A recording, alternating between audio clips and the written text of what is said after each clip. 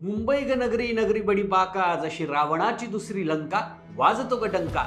शाहीर पठ्ठे बापूरावांनी रचलेली ही मुंबईची लावणी.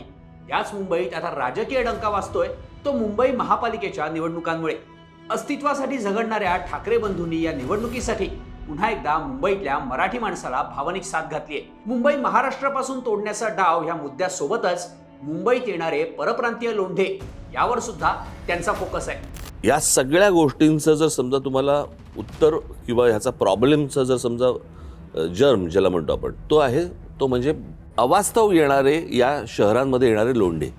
तुम्ही किती योजना चांगल्या करायला गेलात, हे लोंढे ज्या वेळेला येतात त्यावेळेला हे सगळं तुमच्या योजना विस्कटल्या जातात. म्हणजे एका इमारतीमध्ये साधारणपणे 20 लोक राहत होते, तिकडे आता 200 माणसं 400 माणसं राहायला आली. आता जास्तीत जास्त जेव्हा तुम्ही माणसं एका शहरामध्ये जेव्हा येतात, बंधनं तिकडे घातली गेली पाहिजेत ना. आता मुंबईत येणाऱ्या परप्रांतीय लोंढ्यांबद्दल राज ठाकरे पहिल्यांदाच बोलतायत का? तर नाही. मनसेच्या स्थापनेनंतर राज ठाकरेंनी सगळ्यात पहिल्यांदा हाच मुद्दा उचलला. इतकंच नाही तर बाळासाहेबांनी सुद्धा मुंबईत मराठी माणसावर होणाऱ्या अन्यायाविरुद्ध आवाज उठवण्यासाठीच शिवसेनेची स्थापना केलेली. पण मुंबईत परप्रांतीय लोंढे हे गेल्या काही वर्षात किंवा दशकात आलेले नाही, तर या लोंढ्यांचा इतिहास अनेक शतकांचा आहे. तोच इतिहास सांगणारा हा व्हिडिओ. आता मुंबई म्हणजे 7 बेटं एकत्र करून तयार झालेलं शहर, ही गोष्ट प्रत्येकाला माहिती आहे. याच बेटांवर इसवी सन 810 ते 1260 या काळात सिलाहार घराण्याचं राज्य होतं. मुंबईतलं वाळकेश्वर मंदिर यात सिलाहार राजवटीत बांधण्यात आलं.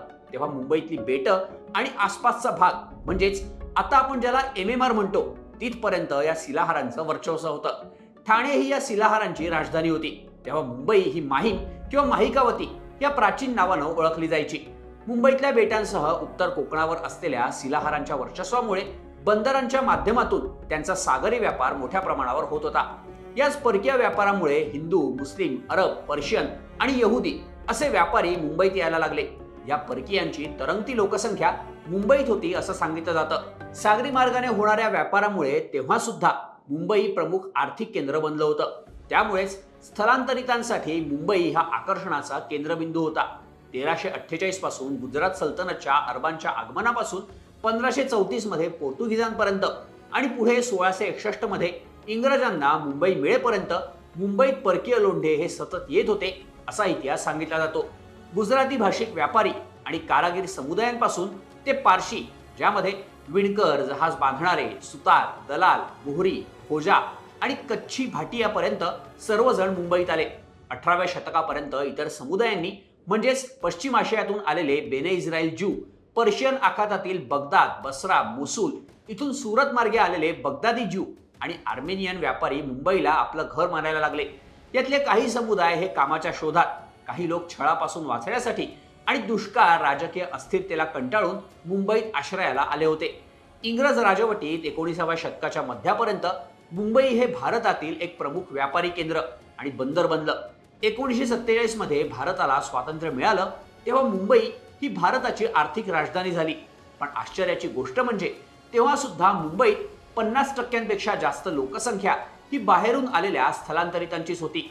1862च्या सुमारास मुंबई प्रमुख नाविक तळ म्हणून उदयाला आलं होतं. हा तो काळ होता जेव्हा भारतीय उपखंडाचं राज्य ईस्ट इंडिया कंपनीच्या हातातून ब्रिटिश राजवटीकडे गेलं होतं. त्याच वर्षी मुंबईचे गव्हर्नर म्हणून सर हेनरी बार्टल फ्रेरे यांची नियुक्ती झाली. मुंबई हे पूर्वेकडील साम्राज्याचं व्यावसायिक केंद्र बनण्याची क्षमता त्यांनी ओळखली आणि या शहराला त्यांनी आणखी खुलं केलं. तिथून पुढे मुंबईत बाहेरून येणाऱ्यांची संख्या ही झपाट्यानं वाढायला लागली. कॉस्मोपॉलिटन ही मुंबईची ओळख झाली आणि मुंबईत येणारे परकीय लोंढे हे आजही मोठ्या संख्येनं येत आहेत. आता या मुद्द्याचा आपापल्या सोयीनं राजकीय पक्ष वापर करून घेतात. पण मुंबईत परकीय लोंढे हे 700 वर्षांपासून येत आहेत, हा इतिहास सुद्धा विसरून चालणार नाही. मग या सगळ्याला नक्की जबाबदार कोण? तुम्हाला काय वाटतं? याबद्दलच्या प्रतिक्रिया कमेंट करा आणि अशाच माहितीपूर्ण व्हिडिओसाठी HBT मराठीला सबस्क्राईब करायला विसरू नका.